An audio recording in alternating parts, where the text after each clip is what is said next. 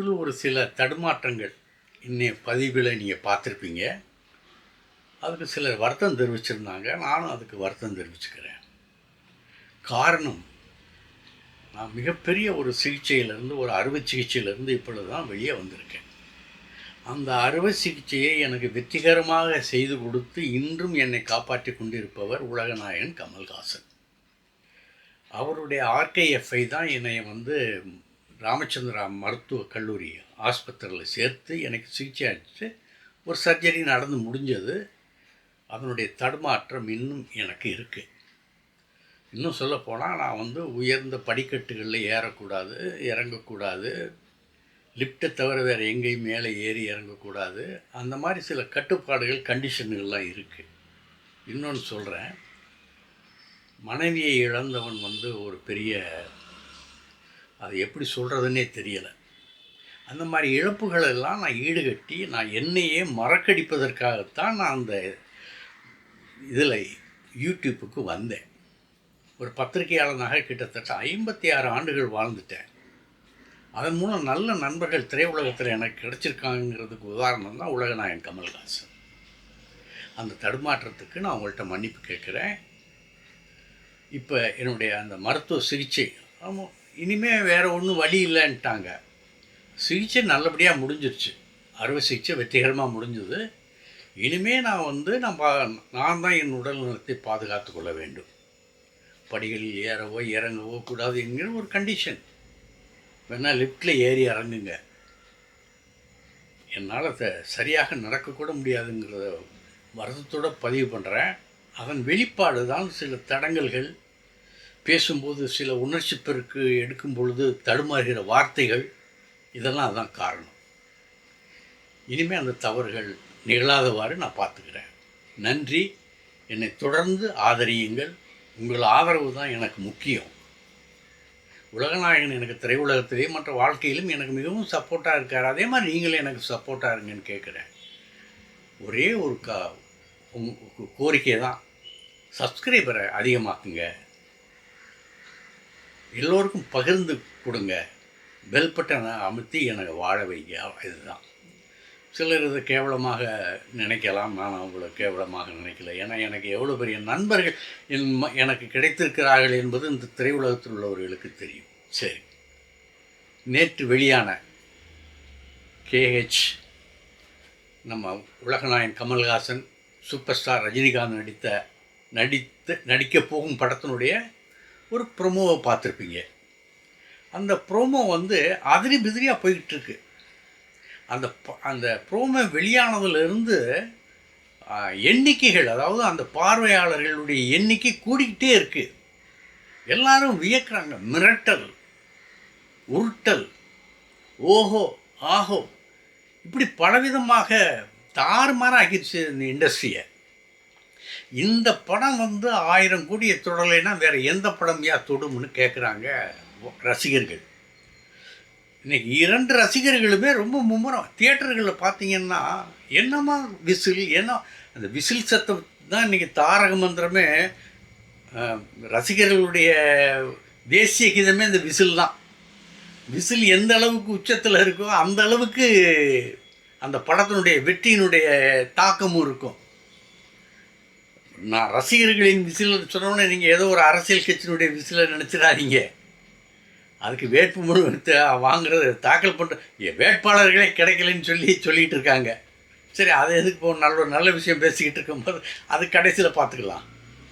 இந்த படத்தில் நெல்சனை பார்த்தீங்கன்னா அவர் தோற்றமே ஒரு அப்பாவியான ஒரு தோற்றமாக இருக்கும். அவர் முழிக்கிற மொழியே என்னமோ பேத்தனமாக இருக்கும். இந்த பேப்பையில் என்னடா அப்படின்னு சொல்லி எங்கள் ஊர் இந்த உசிலம்பட்டி சைட்லாம் பார்த்தா சொல்லுவாங்க, என்ன அவன் கிடக்கிறான் பேப்பைய, பார்க்குற பார்வையே பாரு அப்படிம்பாங்க. ஆனால் அந்த பார்வையில் 1008 அர்த்தங்கள். அவரை காமிக்கிற இடத்துல 2 போஸ்டர், சினிமா போஸ்டர்கள் இருக்கும், ஆங்கில பட போஸ்டர்கள். ஒன்று மார்லன் பிராண்டோ நடித்த காட்ஃபாதர், இன்னொன்று ராபர்ட் நீரோ நடித்த the ones upon a time in the America. அந்த 2 நடிகர்களும் ஹாலிவுட்டினுடைய ஒரு சிறந்த லெஜெண்டுகள். 2 பேருமே எம்ஜிஆர் சிவாஜி மாதிரி. இன்னும் சொல்லப்போனால் மெர்லின் பிராண்டோ மாதிரி தான் சிவாஜி அப்படின்னு சொல்லி அவர் முன்னு பாராட்டி மெர்லின் பிராண்டோவை சந்தித்த ஒரே நடிகர் திலகம் தான். அந்த 2 ஜாம்பவான்களும் நடித்த ஒரே படம் தான் இந்த ஸ்கோர். மார்லன் பிராண்டோ, நீரோ, அந்த 2 பேர் சேர்ந்து நடித்த ஒரே படம் த ஸ்கோர்.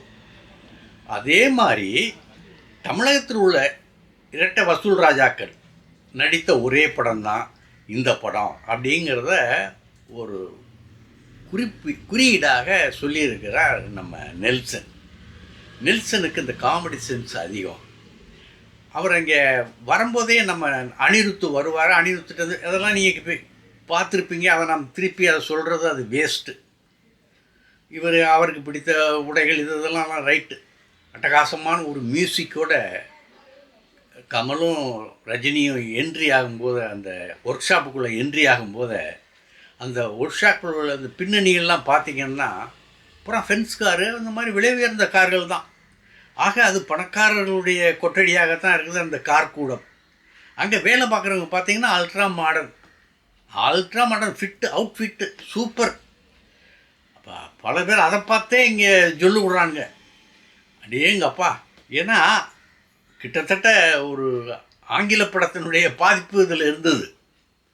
அந்த பெண் பார்க்குற பார்வை, அந்த பெண்கள் 2 பேரும் அந்த நடிகர் நம்ம கமல் ரஜினி 2 பேரும் வர்றதை அவங்க பார்த்து ரசிக்கிற விதம் கிறங்கி போகிறாங்க. அந்த கிறக்கத்தை ஏற்படுத்தக்கூடிய அளவுக்கு அந்த பெண்களும் இருக்காங்க. முன்னழகும் பின்னழகுன்னு டாப்பாக அப்படி தூக்கலாக நிற்கிது.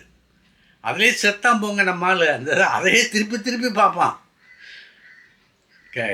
கமல் ரஜினியை நான் பார்க்குறேன்னு சொல்லிட்டு திருப்பி அந்த காட்சியை தான் பார்ப்பான் திருப்ப.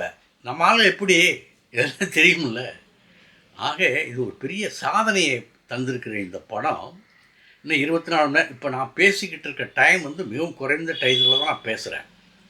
இன்னும் 24 மணி நேரம் முடிவடையும் போது அதனுடைய எண்ணிக்கை, பார்வையாளர்களுடைய எண்ணிக்கை எவ்வளவோ மில்லியன்களை தாண்டி இருக்கலாம். ஏன்னா சேயனுடைய மில்லியனை 50 வரைக்கும் மில்லியன் தாண்டிடுச்சுன்னு சொல்கிறாங்க சேயனுடைய இது. அதை விட இதை தாண்டுங்கிறது என்னுடைய கருத்து. இந்த படத்தினுடைய வெற்றியை இந்த முன்னோட்டம் உறுதி செஞ்சிருச்சு. அதே நேரத்தில் நேற்று தாய்மொழிகள் தினம். இந்த தாய்மொழிகள் தினம் மதுரையில் சிறப்பாக உலகநாயகன் கமல்ஹாசன் கொண்டாடினார். அங்கேருந்து ஒரு வாழ்த்து செய்திகளாம் வெளியிட்டிருந்தார். மக்கள் நீதி மையத்தினுடைய 9வது ஆண்டு விழா இன்றைக்கி சாயங்காலம் அதிரிபதிரியாக நடக்குது. கூட்டணி கட்சி தலைவர்கள் அத்தனை பேருமே வந்திருக்காங்க. காங்கிரஸில் யார் கலந்துக்கிறாங்கன்னு தெரியலை. செல்வப்பெருந்தகை கலந்து கொள்ள போகிறார்கள், வேறு யாரும் கலந்து கொள்ள போகிறார்களான்னு தெரியலை. அதுக்குள்ளே இவர்களுக்குள்ளே அந்த தங்கியிருந்த இடங்களில் சந்தித்து பேசிய விவகாரங்கள்லாம் நிறையா இருக்குதுன்னு சொல்கிறாங்க. அந்த கட்சி தலைவர் இந்த கட்சி ரூமில் போனார், அங்கே போய் பேசினார், இங்கே அந்த மாதிரி தகவல்கள்லாம் வரத்தான் செய்யும். இந்த அனைவரும் ஒரே மேடையில் பேசுகிறது போது என்ன பேசுகிறார்கள், ஏது பேசுகிறார்கள் என்பதை கவனிக்கணும். இன்றைக்கி தாய்மொழி தினத்தை ஒட்டி உலகநாயகன் கமல்ஹாசன் ஒரு சின்ன அறிக்கை தான் வெளியிட்டிருந்தார். நான் அதுலேயும் குறுக்கி நான் சொல்கிறேன். மரபணுவில் உருவாகி, தாய்ப்பாலில் உணவாகி, செவிப்பொறியில் ஒளியாகி, உடலுக்குள் உயிராகி நிற்பது என் தாய்மொழி. அவரவர் தாய்மொழி அவரவர் வாழ்க்கை. எனக்கென் தாய்மொழி என்றென்றும் என் சுவாசம்.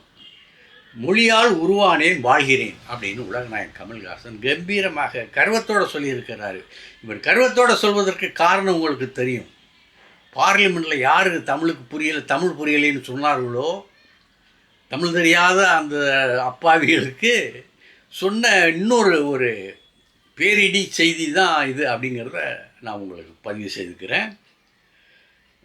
எனக்கு மறுபடியும் இந்த முன்னோட்டத்தில் பார்க்கும்போது ஆஜா ஆஜா ஆஜா ஆஜா அப்படிங்கிற அந்த பேக்ரவுண்ட் ஸ்க்ரோட அந்த பெண்களுடைய கவர்ச்சி காட்சிகள் இருக்க எனக்கே இன்னும் இருக்குங்க. என்ன சொல்லி அப்போ உங்களுக்கெல்லாம் எப்படி இருக்கும்? இன்னும் இளைஞர்கள் எப்படி பேர் ரசித்து பார்த்துருப்பீங்க. மர்லின் பிராண்டோட ஒப்பிட்டுவதற்கு ஒரு காரணம் இருக்குது. அவர் அந்த அவர் நாயகன் படத்தை பார்த்தீங்கன்னா அந்த மர்லின் பிராண்டோனுடைய பாதிப்பு இருக்கும். மர்லின் பிராண்டோவினுடைய நடிப்பு ஆழம் எல்லாமே அவர்கிட்ட இருக்கும். ராபர்ட் நீரோவினுடைய அழுத்தமான நடிப்பு ரஜினிகாந்திட இருக்கும். ஆகவே 2 பேருடைய போஸ்டரையும் போட்டு 2 பேரையும் ஒன்றா சேர்ந்து நடித்த அந்த படத்தை நினைவூட்டி சாமர்த்தியமாக இயக்கியிருக்கும் நம்ம நெல்சனுக்கு வாழ்த்துக்களை சொல்லிக்கிறோம், பாராட்டுக்களை சொல்லிடுவோம். படம் வெற்றியடைய வாழ்த்துக்கிறோம். இந்த வீடியோ உங்களுக்கு பிடிச்சிருந்தா லைக் பண்ணுங்கள், கமெண்ட் பண்ணுங்கள், ஷேர் பண்ணுங்கள், சப்ஸ்கிரைப் பண்ணுங்கள்.